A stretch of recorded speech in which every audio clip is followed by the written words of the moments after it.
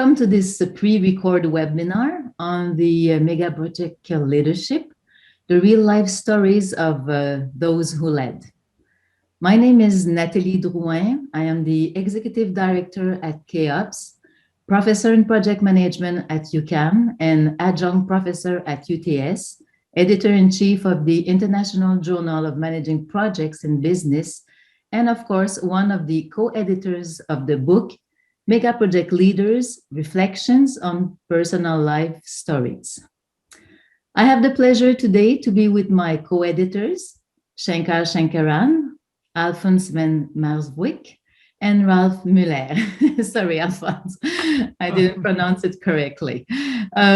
Before we start our discussion, let me say a few words about my co-editors. Ralf is a professor of project management at BI Norwegian Business School, adjunct professor at UTS and at Dalian University of Technology in China. He is editor-in-chief of the Project Management Journal and a fellow of the Project Management Institute. His research work has appeared in more than 250 academic publications and has been acknowledged by PMI, IPMA, Emerald, and other organizations with 15 awards. Alfons is full professor of construction cultures at the Department of Management in the Built Environment, Faculty of Architecture, and the Built Environment of the Delft University of Technology, and adjunct professor of project management at BI Norwegian School. He is associate professor at the Department of Organization Sciences, VU University in Amsterdam. Alfons has also published many articles in well-ranked journals. Shankar is professor of organizational project management at UTS and a core researcher of megaproject management at the Center for Informatics Research and Innovation, also at UTS.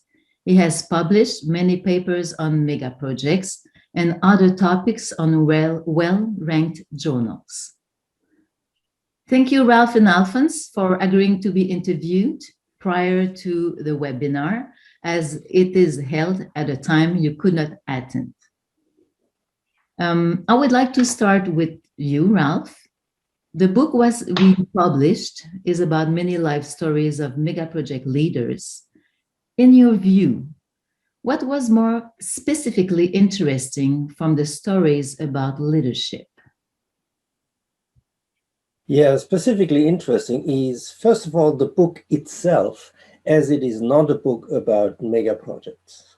It is a book about people, about the people who led these megaprojects, which makes it quite different from a lot of publications on megaprojects out there. Then when it comes to the contents of the book, what was interesting was that we had a lot of converging evidence for our findings, and that the findings fall nicely into three categories, we can say. There's an outer category, which are the values, then an intermediate category, which are the events that these leaders went through, and then there's a kernel, and that is the personality or the psychology of these leaders.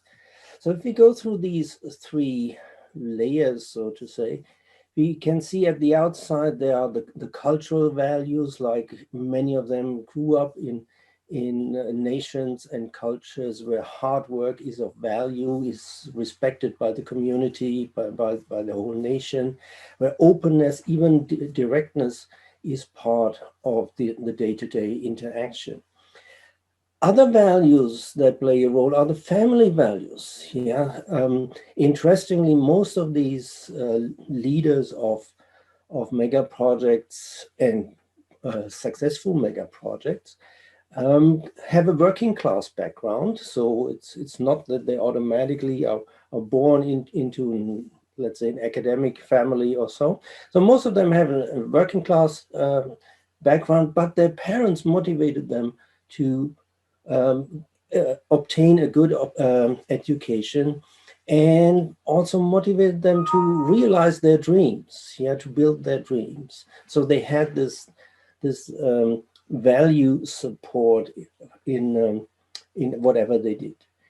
And then at the next inner layer, we said are the events. And here we have two things. One is significant other people and turning points in the lives of these leaders. And both go hand in hand. Yes, significant others could be mentors, could be grandfathers, could be parents, etc. And the turning points are often linked to these individuals. For example, when a grandfather died, which was a kind of a hero in the eyes of the leader, then it changed their life to some extent. Some went back to school, others went back to university. Yeah, others were also guided by the political development in their country. Yeah, for example, in China, with a tendency to for reforms. One of the people we interviewed jumped on this bandwagon and built his career on that. So in these events are a major part for people to find their direction. And last not least, in the inner part of this three-layer model is the personality and the psychology of the individuals. And here we have the beliefs and the self-identity.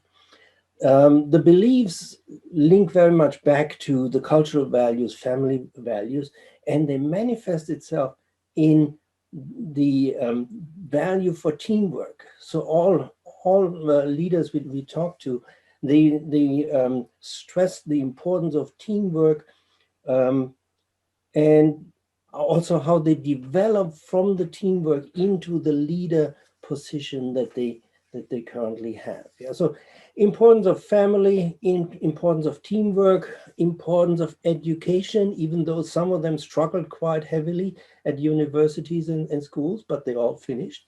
Yeah, and the importance of structural thinking was also stressed by some of them, especially those who had an engineering background. They said, during my engineering studies, I learned to think in structures, and that helped me a lot in my project management work. Then last not least, the self-identity, which they built, first of all, from being a team member. Yeah, many of them, they play musical instruments together in a band, or they are in sports clubs where they're part of a team. So they start their career as a team member, and then from a well-based identity as a team member, they develop into leadership roles, and they do the same thing professionally. So they all had experiences in working in teams, in projects, but then they developed their own way, and driven by their values, some of them dared to do things that others would not even touch. Yeah, and they by way of that, they developed into the role that they took on as a mega project leader.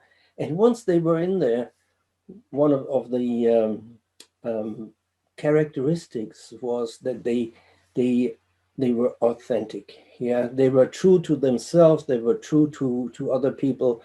They love to get into exchanges with stakeholders, for example, but always want to be themselves and interact based on their own makeup of their mind and their psyche.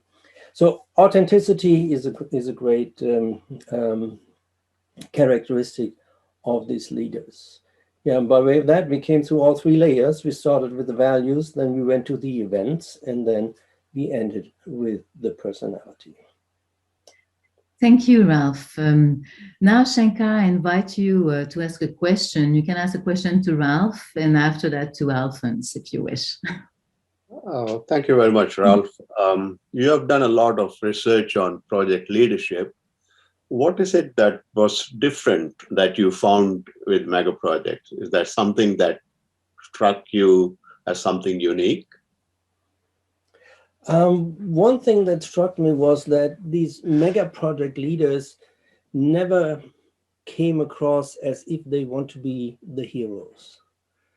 In fact, exactly the opposite was the case. They all stressed the importance of the team. Yeah, make the team happy and your project will succeed. Yeah, and that is something that we do not always see in other projects. Of course, there are, as our former studies showed, the more senior project managers, the older project managers, they typically tend to be more working on a good team relationship.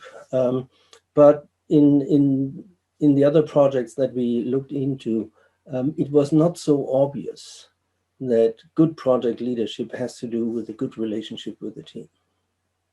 Thank you, Ralf. Thank you, Ralf. And Shankar, the floor is to you. Yeah. Good day, Alfons. Greetings from down under. I want to ask you a question about methodology. You are a very experienced researcher who has used narratives for a long time.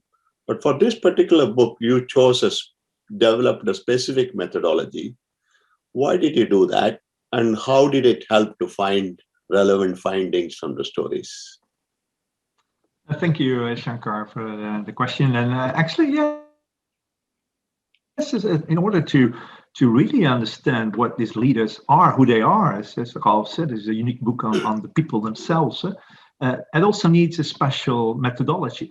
And the methodology of biographical research has not been applied very much in project studies. But we know we have a tradition in I would say social science stories. Back in the early 90s, it has been used earlier even on managers. I've seen some examples of colleagues of mine who've done it 20 years ago on managers. So the idea of capturing the live experience of leaders of mega projects by actually doing this biographical method, that was something that was at the heart of, well, actually what we discussed among us as editors. Well, this is an approach that is unique and brings up a unique characteristics. So especially in this, you then look very much at the individual in relation to where does this person comes from, what is the history. Typical topics of this approach is the family life, how is somebody being grown up, been born, in what family, what was the career in school, as Ralf explained. These are the topics that you bring somebody back to this early childhood and where does someone come from. And this is a totally different kind of interview, of course, than if you focus on the project itself, on the mega project and all the nitty-gritty details that someone is doing during the managing. So it is also for our respondents, it was new methodology that, bringing them back. And to be honest, of course, also for our authors of the chapters of the book. So how can we, because it was, it were cases all over the world, and we selected a network of scholars that has experience with mega projects, but they did not have experience with this method of really going into the biography of a leader.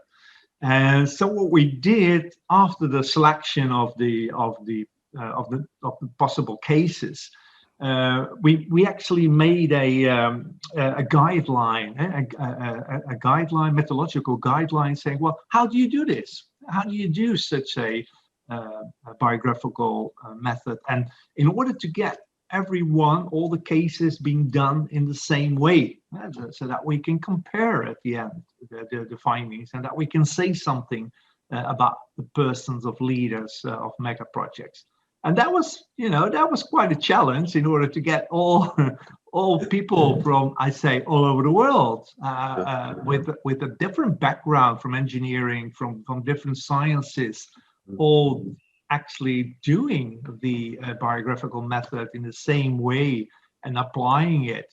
Yeah, and well, that was that. So we prepared that, and then it's of course a bit out of sight of what's happening in the field, and we asked people, and I think that was really helpful. We selected people that could do the interviews as much as possible in local languages. That means that it's comfortable. It means that although English is, the major language for most of us academics, but if we go into the more personal reflection on the history, it's very much, comfortable for people to talk in the native language, be Dutch or be Chinese or be. So that makes it much more easier for the respondent, for the leader to think about and to reflect upon what they've done.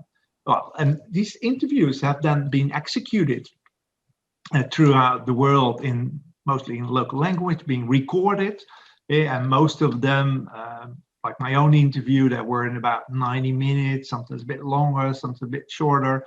We already know a lot of the details about the project itself, so you can really focus upon the history, and asking about childhood, asking about, okay, and so what were the events then? And people will, they remind it, and they will, by telling the story, they say, oh yes, that was an important issue. For some, it was even the, a first reflection upon their career, making their, constructing their own identity in terms of, okay, now I understand what the way I have gone. Others were further, others, more experienced, have more reflected on their professional careers. But I think for most of them, like for the researcher and for the leaders, it was a very valuable interaction of getting the story and getting the events and getting the most important persons, like Ralf told about, who were important persons during your life. I think that was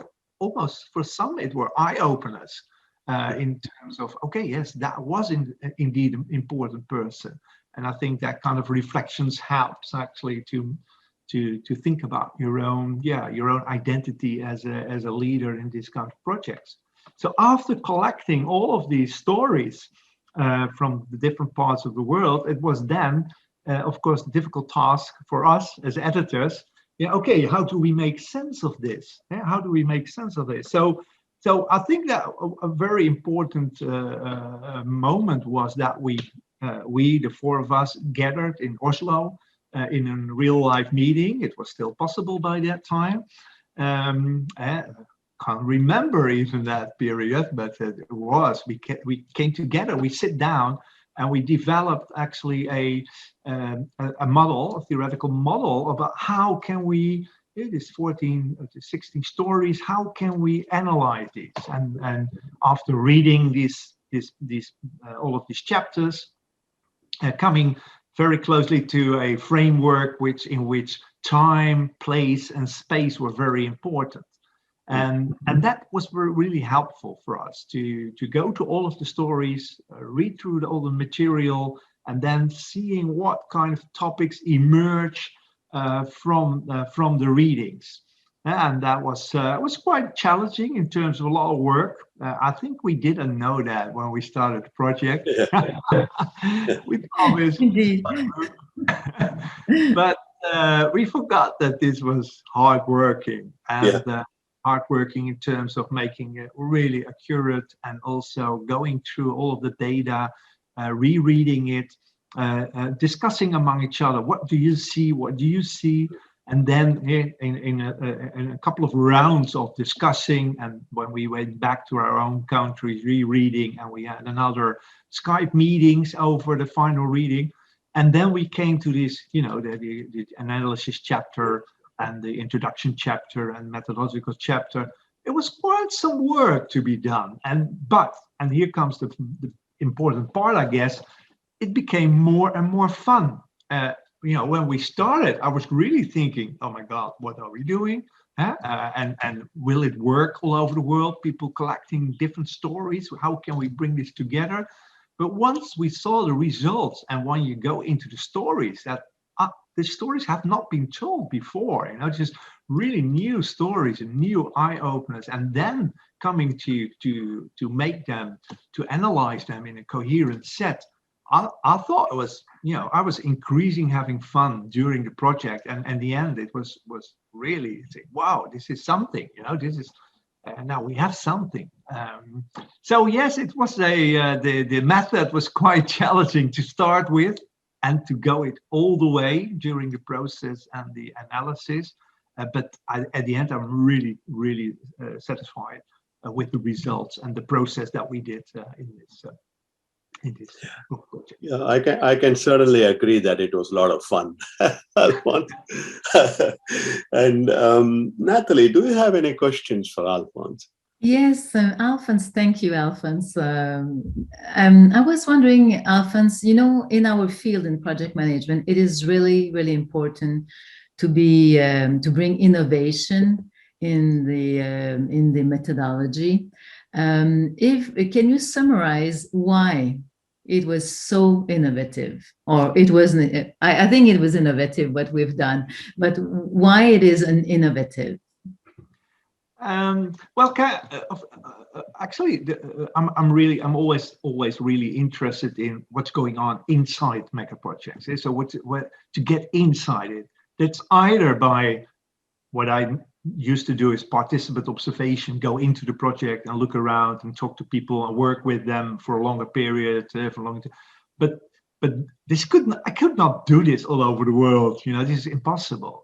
So so doing this, trying to get into the skin, to really emic perspective, trying to get into the heads of the leaders of these mega projects from such a distance by a large network of scholars that use the same methodology of this biographic method. That's quite challenging, and that was quite innovative. This would normally, I could have done this with one person, maybe two persons, but now this larger group of really good people that really with large projects in really interesting settings, that would have been impossible. So I think that it helps us project scholars to think about, okay, so what kind of instrument, what kind of tools do we have to study mega projects? And there are different tools to be applied. And I think that could be a challenge for new research, trying out new methods. Mm-hmm. Thank you very much, Alfons, and thank you very much, Ralf, Alfons, for your time and for sharing your viewpoints. And of course, Shankar, for participating to this webinar and asking very relevant questions. So thank you, all of you. Thank you. You're welcome.